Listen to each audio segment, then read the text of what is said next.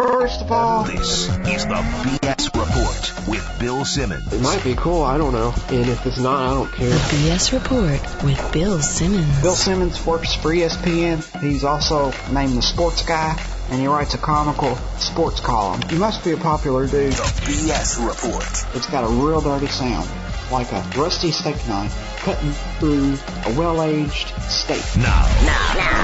Here's Bill Simmons.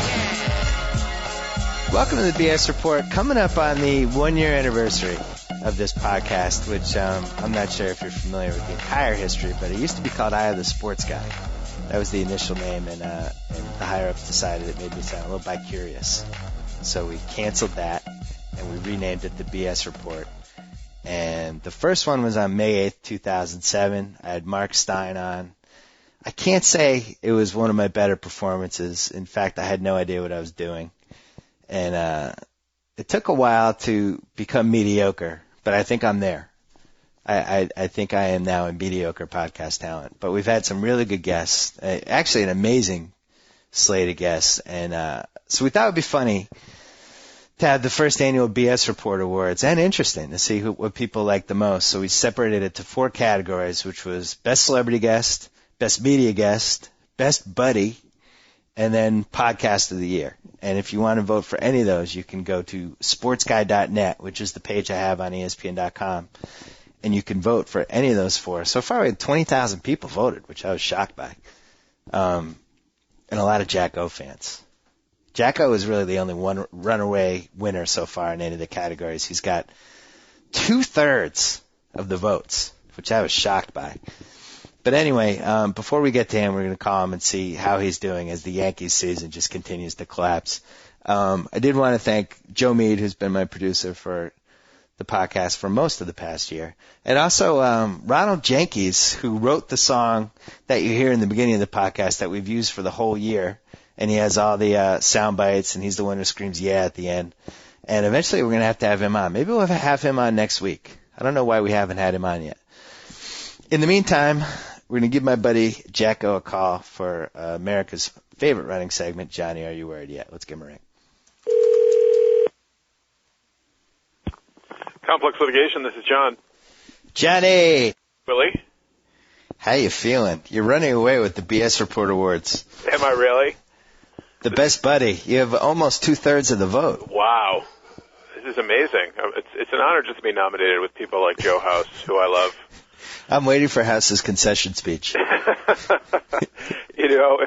I be lucky enough to win and sustain this vote, I can't decide whether I should go with the Sally Field, you like me, you really like me, or do I just go James Cameron, I'm the king of the world, that type of thing. I think you do that and try to antagonize some of the people who voted for you. I'm not counting any chickens yet, by the way. I shouldn't talk victory speeches. When does the voting close? The voting closes before next week's podcast, so we got like a week. All right. But the J-Bug has already given his concession speech. He's like the Dennis Kucinich of this whole thing. Well, let me just say to my supporters, yes, we can. Yes, we can. Si se puede. Si se puede. Hey, Johnny, since we're coming up on the one-year anniversary and you're probably going to win the Best Buddy Award, we have a little something special for you. Really? Yeah, a little production. We had a little production to the Johnny, Are You Worried segment yet. And instead of me asking the question, we have this. Hey, Johnny, are you worried yet? What do you think? Wow, it's exciting stuff. It's a little provocative. Thank you. It's exciting. Is that a celebrity voice or not really? No, that's one of our super cool voices that we have behind the scenes at ESPN. Wow, that's good. So as the lady asked, Johnny, are you worried yet? Oh, God, yeah, extremely. This team is a complete train wreck. It's an absolute train wreck. And to be honest with you, there's about 5 guys on the team that I like, and I absolutely despise the rest of the team. Well, let's talk about who you like. I can tell you, I like Jeter, because you have to like Jeter. He's the captain. I like Jeter. I like Jabba Chamberlain, who I have an absolute man crush on. And I'm happy his father's out of the hospital. I can stop my candlelight vigil that I've been conducting. I love Jeter. I love Jabba. You have to love Mariano Rivera. I love Pettit. And this is really shocking. And if you told me 5 years ago I'd be saying this, I'd have said you were crazy. But Jorge Posada is the 5th one. Wow. and I literally hate everyone else on the team. I cannot put into words strongly enough how much I dislike Jason Giambi and the money that he has stolen from the Yankees organization, and the amount of misery that he has caused me in his 5 years or whatever, 6-7 years with the Yankees. It's abysmal. So he's number one. He's number one on the list. I hate him. I hate Phil Hughes and Ian Kennedy. I want Brian Cashman not just fired but arrested because his idiocy of not getting Johan Santana because we have these wonderful diamonds in the rough. Yeah, not so much apparently. Not so much at a combined 0-7 with an ERA's over 9. Oh my God! Every time Santana goes out and strikes out 10, it breaks my heart a little bit more. I die a little inside. Oh God! A-Rod. Who else? A-Rod is, I'm convinced early in the season when he hits a pitch that's up near his eyes into the black almost at Yankee Stadium that he's worth every penny. He's the best player in baseball. He's a colossal choke artist who never comes through in big situations.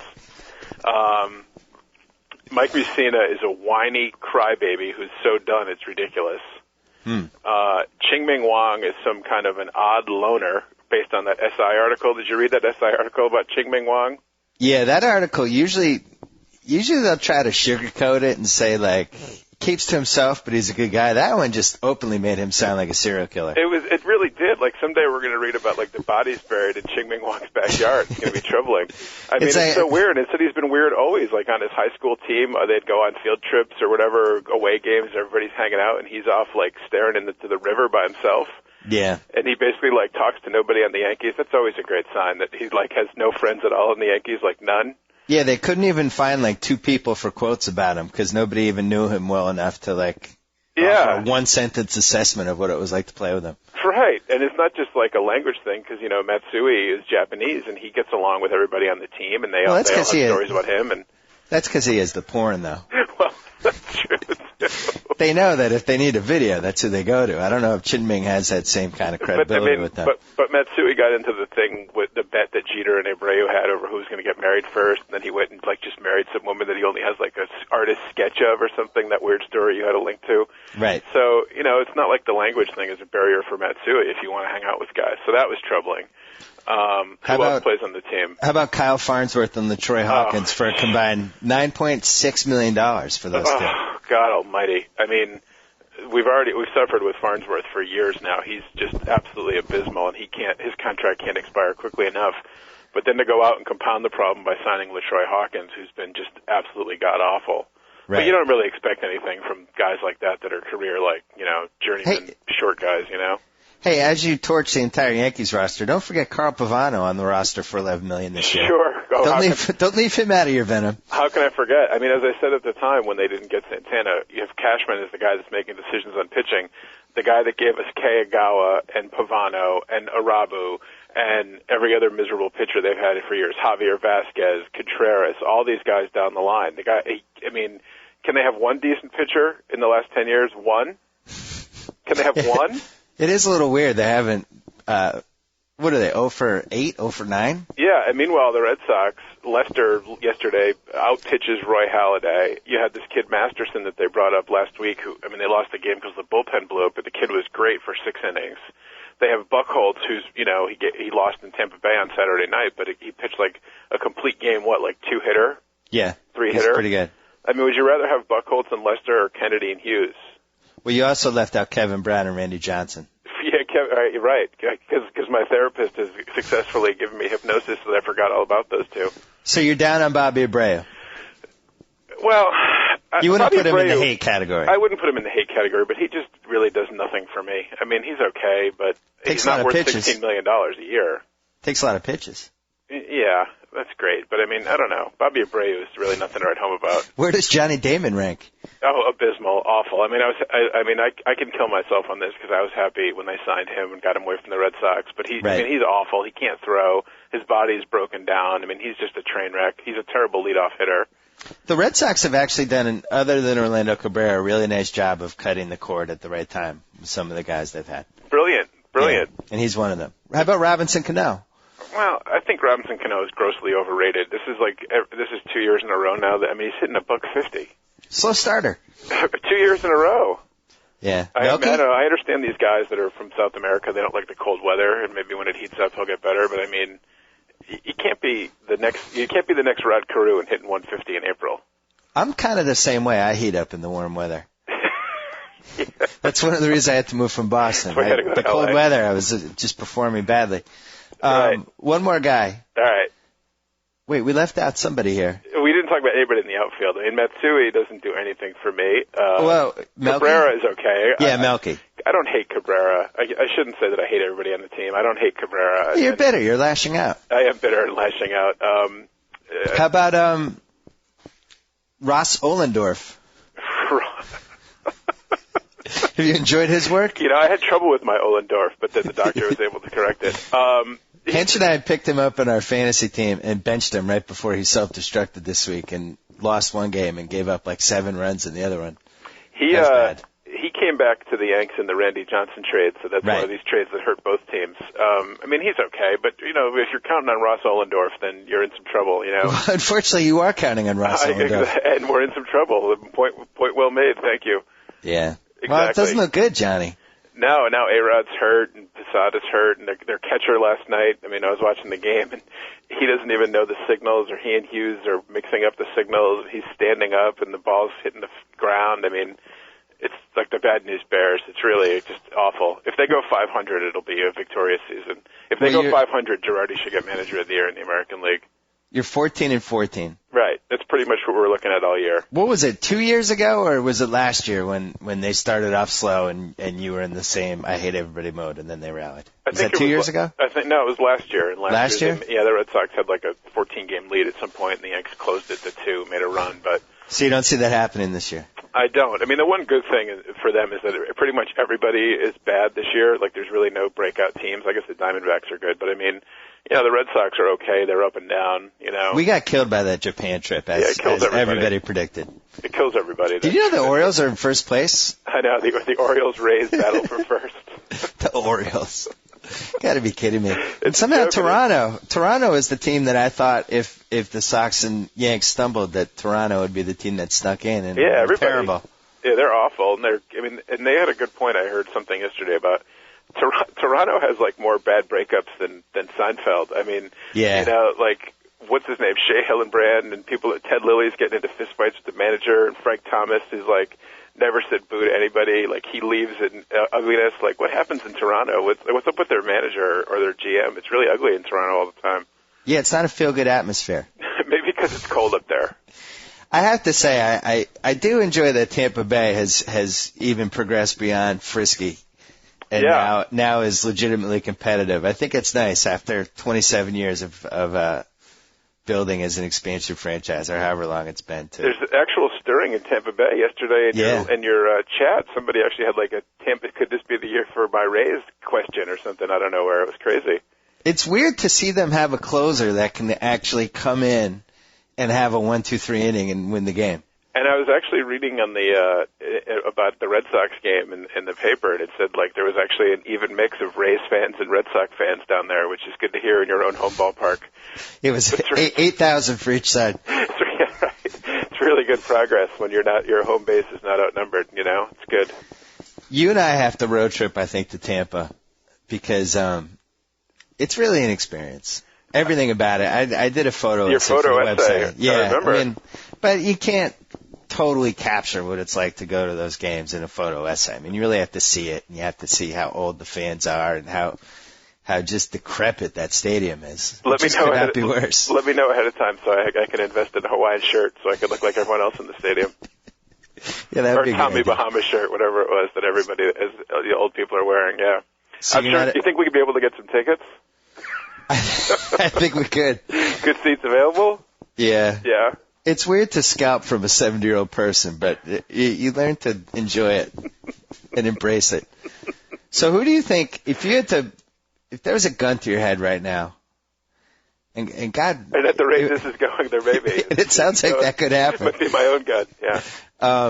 Who do you think is coming out of the AL? Because I am just perplexed. The Angels. God, really? It's going to be Angels, Red Sox in the ALCS, and it wouldn't shock me to see the Red Sox. I don't see the Angels at all. I don't know. The Angels looked all right. I mean, the Angels looked good against the Red Sox, and then they went and lost to Oakland 14-2. But I don't know. I think the Angels are a little frisky. They got some pitching, and they got Vlad, and yeah, I don't know. I like the Angels. I mean, I don't like the Angels, but that's my pick. I think it's going to be the Red Sox. And Yeah, I mean, I'm not I'm just saying trying that to- as the homer pick. I just think Right, they're really? sick. Well, they had to. It's really going out on a limb with your Celtics pick for I the know, NBA championship, your Garnett for MVP, the Patriots in the Super Bowl. Really, you think the Red Sox? I do. It's my expert opinion. Well, here's the thing. We're 16-12 right now, and it's been like, everybody has reacted like this month was just a complete disaster and a debacle, but it's not going to get worse than the month of April, and they're 16-12. So I actually see things getting better. And once Masterson comes up, and they get however 15, 16 starts out of him, and the Big Shill. Big Shill, mid-season, wow. Big mid-season replacement. We're not banking on him. I'm No. glad he found time to film the Costas Now piece last night, though. That was good. Did he really? Yeah, that's good. Yeah, he was available. Good. Costas and Kurt Schilling. I'll be tuning in for that one, too. My favorites. Oh, you have to watch that Costas Now show. All right. They did, it's all about different things. They actually asked me to be on, and I said no, but they had a section about the internet and the blogosphere, and for some reason Buzz Bissinger was on. Really? And you can't even adequately describe what he was like in this. They had the guy from Deadspin on it, and Buzz Bissinger just, it was unbelievable. Like, really laid into him, but not in a way that really flattered himself. Like, Really? he was kind of like a pit bull. Eesh. He went nuts, and it was really one of the most bizarre 15 minutes I think that's ever been on TV. Interesting. Yeah, I'll so I have would to on demand look for that that. if I were you. Yeah. All right. I will look for that. Hey, You're always speaking turning things down. You're like the modern-day Greta Garbo. You're like, they asked me to be on it, but I didn't want to. I could have gone to the Real World reunion, but I didn't go. They made me do E60. Really, you should get out there more. I can't think of anything worse than flying cross country to appear on a panel about blogging. You're like a shut-in. I am. Well, my electronic tracking bracelet, I can't leave the neighborhood. You're like unfortunately. Howard Hughes. You're just going to be like just on speakerphone, so people won't be able to talk to you. Hey, what were we talking about yesterday on the phone that we said save it for the podcast? The Celtics? Oh, yeah. How I jinxed the Celtics by watching the entire fourth quarter of Game 4. Yeah, you jumped on that. And The most Celtics game I've watched since, well, actually, you and I have gone to some games, but the most I've watched on TV since Larry Bird's retirement. you jumped in and immediately the wheels came It's off. pretty much, they had a 10-point lead at the third quarter, and I'm like, ooh, I'll watch all these bandwagon fans in Atlanta completely lose interest for another 5 years, and then the fourth quarter was just ugly. Did you enjoy the performance of the Atlanta fans? Yeah, I really did. As soon as people explained to them when to cheer, like the PA announcer told them, they really seemed into it. Of course, they couldn't name 3 players on the team, but it's good to see the interest down there. First of all, Atlanta's like known as the worst sports city in America. Yes. They don't care about anybody but the Braves, and even then, it's only like if they're into October. Right. And there's still good seats available for playoffs as recently as a couple years ago for the playoffs. And to see people there, like, I mean, after Mike Bibby talked about the Celtics fans hopping on the bandwagon, I mean, at least there's been like a history of people being really into the Celtics. The Hawks have no history, but no fan base. And to see this like raucous arena with everybody waving the white towels or whatever, and cheering and confetti, and the crowd's been on its feet the whole fourth quarter, really, because they were looking to leave probably when they were down 10 and decided just to keep standing. It was a joke. They were on their feet in the fourth quarter because after the third quarter they thought the game had ended. That's right. Do we have to go now? Oh, no, one more quarter left, guys. I mean, that was just ridiculous. So I watched that. And then, it was good to hear Dick Stockton and Mike Fratello do some work again. Did you hear the part when Dick Stockton, in crunch time, when he called Joe Johnson Dennis Johnson? He did. He's like, Dennis Johnson comes up to court. Yeah, I was worried that, after that, when the Celtics had they were down 3 and Atlanta was inbounding the ball, and I was afraid he was going to pull out the Johnny Most Bird stole the ball if there was a steal by Pierce or something, Yeah. Dennis Johnson killed me. He also called Al Horford Tito Horford in Game 2. Did he really? Yeah, a couple times. Hey, Dick Stockton. It's fun to have my dad announcing basketball games. At least he didn't call Mike Fratello Leslie. He might have. We just may not have heard that. Maybe after the game, yeah.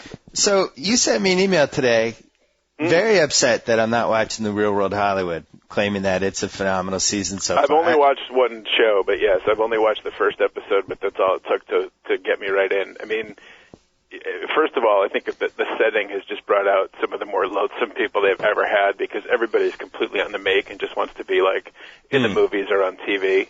Well, they did. They finally crossed the stripper line, which I never thought they'd cross. They did, yeah, right. One of the roommates is a stripper. Never thought they'd go that far. They really did. She wasn't afraid. And one part was funny because one guy kind of liked her and thought like she seemed nice and they had a lot of things in common. And then he like found out she was a stripper and he completely recoiled. Like that was like out of bounds for him. Like he couldn't possibly think of that, you know? Yeah. It was really incredible. But they have this other guy that was like the internet pick, and he's so phony and so completely made for TV. But he's really like doing a character, and it's interesting to see because he's like really super serious and has an odd sense of humor, such as it is, and calls himself perfection and the chosen one. I mean, it's something else to see. It's really something to behold.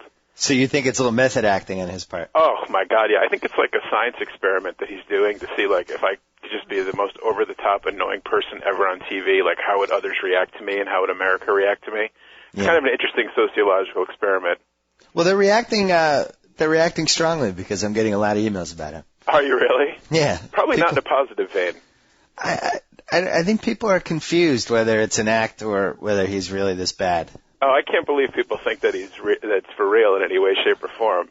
You watched the first couple episodes, although you claim you're locked out. I watched the first two. I locked out after two. I mean, you see it as a complete act, don't you? It's tough to sustain that for 4 months. I mean, I don't even think De Niro could do that. Maybe he's the greatest actor of our generation, this guy. Maybe he's the new Denzel Washington. But, all right. Well, we only have a little time left, so let's get back to baseball for a second. All right. That was an odd segue. I'm sorry. You're jumping around. It's all right. They push me to keep these things under an hour. I get in trouble. I understand. I'm wordy. I'm loquacious. Yes, you say things over and over. So you're not worried about the Red Sox yet? Worried about the Red Sox? I mean, running away with this in the month of May. I think that eventually they'll run away with it, but I think it'll take a little while. I think they have to shake off the sake hangover from Japan or whatever. Do you see a panic trade in the Yankees' future? No, because I don't think that. I think Brian Cashman is inept, and I think that the ownership is inept, and I don't think they're really swift enough to pull that off. I think they're going to try and sell people, and this is a rebuilding year, and they're going to wait until next year when they don't have to pay Giambi and Farnsworth anymore, and they have some more money to play with. I think that's the plan. So you don't see Hank panicking? Oh, I think Hank's going to have to be locked in a straitjacket in a rubber room, but at this point, I mean, who are they going to panic trade for? Who's out there? I mean, I think what they're going to try and do is they're going to probably try and sign Mark Teixeira next year to play first, and he'll be a big bat, and try and do something in the outfield. They probably aren't going to re-sign Abreu at that price, you know. They have no first baseman, so it's perfect for Teixeira, who grew up as a Mattingly fan, and I mean, they'll probably, God help me if they do this, but they'll probably make a run at CC Sabathia just because they feel they have to. And I think there'll be a train wreck for the next couple of years. So you're writing off 2008? Pretty much, yeah. Wow. I think Brian Cashman, I was thinking about it this morning as I drove to work, and I was thinking about the game, and I was frustrated. It's like the Seinfeld where George decided if he did the opposite of everything, it would have worked out perfectly. Right. Cashman should do the Costanza, and if he had just done the opposite, like if he didn't sign Keiagawa, if he did trade Phil Hughes for Johan Santana, if he didn't sign Giambi, all these opposite things would have worked out great for the Yankees right now. So you're saying he would make a decision, right, and then do the opposite of what come to agreement on it, and then do the opposite. Interesting. Yeah, that's what I think. You've won 2 of the last 3. 2 of the last 3 what? AL Easts? You've won 2 of the last 3 games. Oh, 2 of the last 3 games. Oh, yeah. It's kind of a hot streak. Sure, right, yeah. Right, I'll be excited about that. So what are you weighing in this week then, out of 1 to 10? It sounds like you're at least a 9. Yeah, I was going to say 8.5, but I'll go for 9. Why not? So you were a 1 the last time we did this, which I think was 2 weeks ago. It was 2 weeks ago. A lot's changed in 2 weeks, though. I've had a good chance to watch them and just be disgusted. You've gone from a 1 to a 9. Yeah, Fred, so. Do you feel like they're disgracing the last year of Yankee Stadium at all? Yeah, that is disappointing to me.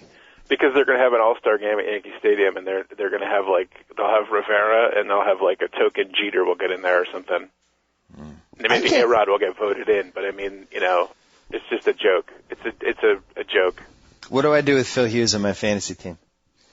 Is there a AAA on your fantasy team? We can not start him each week. Should we do that? I would certainly encourage that. Yeah. He's been that bad. He's awful. Awful. And now he has a good deer in the headlights look because he got booed off the stadium. I mean, we're dangerously close to an Ed Whitson situation where he just is completely lost forever. At least Ed Whitson beat the hell out of Billy Martin, though. He had that going for him. That's true. I don't think Phil has that in him at age 21. But I mean, if he's the next great thing and he's constantly losing, his confidence is going to be shot, and he'll never amount to anything. So you're saying, in retrospect, maybe a bad idea not to trade for the best pitcher in baseball and then put all the pressure on a 21-year-old kid in our biggest city in America. I would say that is correct analysis, sir. Yes. Okay. Yes, indeed. All right, Johnny. Congrats on your great performance so far in the B.S. Report Awards. And if you want to vote for JackO, head to the website Sports Guy World, www.sportsguy.net, and you can give him your vote. All my fans out there, vote early and vote often. Si se puede. Si se puede. Are you going to have a vice president if you win the nomination for Best Buddy of the Year or no? I haven't thought that far ahead, and like Barack Obama or Hillary, it's premature to talk about that until I secure the victory. So, all right, fair statement. We'll talk to you next week. Excellent. Thank you. All right, bye. So I get to sign off. Whoa! Thank you for downloading the B.S. Report with Bill Simmons. Too much fun. Check out more podcasts at the iTunes Music Store or at Pod Center at ESPNradio.com. Peace out.